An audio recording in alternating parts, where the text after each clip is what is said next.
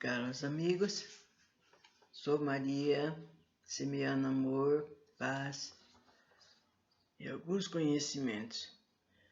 Nós estamos falando sobre o sexto mandamento do adultério, mas urge a necessidade da explicação da parte da sexualidade, porque existe um tabu, né? Um véu encoberto nisso tudo.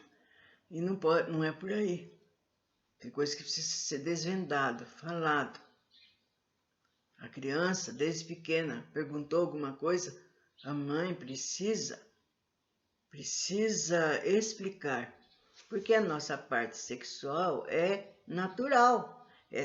Tem tanta importância quanto outra qualquer do nosso corpo. Não precisa ter vergonha. Às vezes aparece um negócio na parte sexual da menina, eles ficam sofrendo horrorosamente, porque tem vergonha de falar que está com problema. E não pode ser assim, tem que encarar a realidade. Conversar, a mãe conversar com a sua filha desde pequena, explicando o marido para o seu filho. Caso não tenha um marido, explique. Explique para o seu filho, mostre, pega livro e mostra, olha, essa parte aqui é a parte sexual masculina, a parte sexual feminina. Acontece muitas coisas se você não se cuidar, tem doenças incuráveis. Já vai falando o que é. Não escondam, não crie figuras, né? Não crie ilusões. Fala o que é verdadeiramente e para que eles se cuidem. Para que não leve na brincadeira assim, porque tá muito solta a molecada por aí, gente. Vão atrás pensando que Deus fez o sexo para prazer, e não é para isso. É para dar continuidade aos seres. E como tal, nós temos que respeitar. Então, vamos falar sobre um problema também muito difícil, que é sobre a prostituição, gente. Um dos aspectos mais vistos que assume funções sexuais é a prostituição. Nesse afitamento, o homem é partícipe por fazer a mulher um instrumento de sensações grosseiras e abusar, né? Elas abusam. Ela é da vida, ela é do motel, é disso, daquilo. Quer dizer que ela é um bicho à toa, né? E não é por aí. As consequências espirituais que daí decorrem são complexas e dolorosas. A prostituição, gente, abre à mulher todas as portas dos vícios.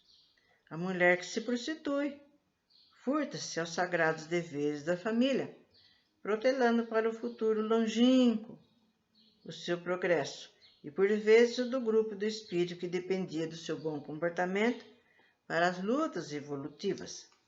A mulher que se prostitui para viver uma vida ilusória, em virtude da dificuldade do seu reerguimento moral, situa-se numa faixa vibratória muito inferior, sintonizando-se com as regiões das trevas e ligando-se a espíritos de baixa condição moral.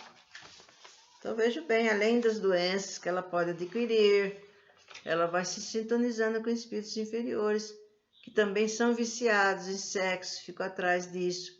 Eles aproveitam, né? E ficam vampirizando também.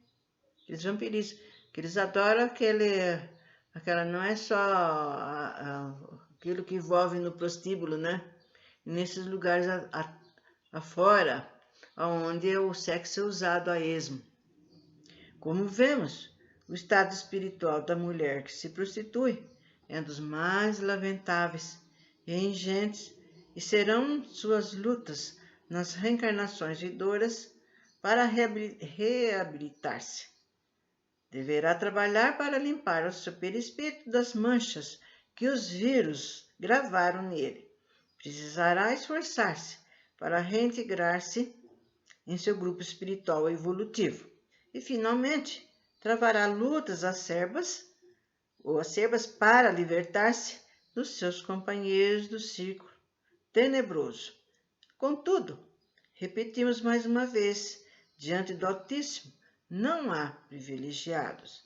E assim, em relação às coisas divinas, o homem que busca satisfação sexual fora do matrimônio legítimo torna-se um prostituto. É preciso, e ele fica sujeito às mesmas penas, penalidades espirituais da mulher. Não pensa porque ele é homem, que ele sai bonitinho. Não é. É preciso notar que se existe a mancha da prostituição na sociedade, é porque o homem alimenta. Se o homem soubesse ver na sua mulher uma irmã que merece respeito e a qual deve nobre cooperação na tarefa da evolução, desaparecerá da face da terra o triste espetáculo do meretrício, que não é mais que uma depravação do sexo, tanto da parte do homem como da parte da mulher. Quando uma mulher cai do seu pedestal e rola para o envelhecimento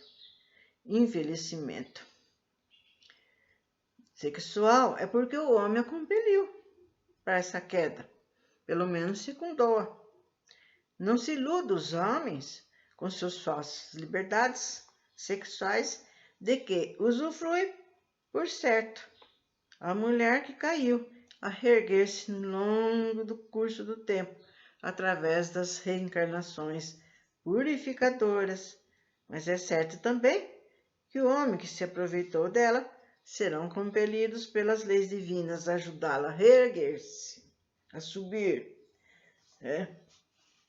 É por isso que a gente vê, gente, por aí, determinados casais, em que o homem, se conhecendo, você vê que aquele homem, ele sofre com a sua esposa. Então ele fala, poxa, quando eu namorava ela era assim, assim, assim, agora ela deu para me dar problema, estou vendo que ela não está querendo levar o nosso casamento a sério, e sofre horrorosamente, ou mesmo vice-versa, a mulher. Então, está aí. É que ele, em reencarnação passada, ele aproveitou, fez o que bem entendeu. Agora ele está na tarefa de reerguer aquela que ele rebaixou, E por aí vai. Bom,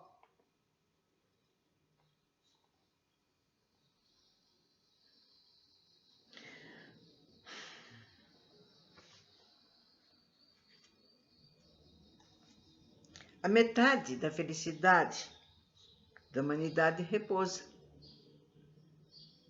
na outra metade. Por exemplo, a felicidade da mulher repousa na que foi dado pelo homem, do homem na que foi dado à mulher.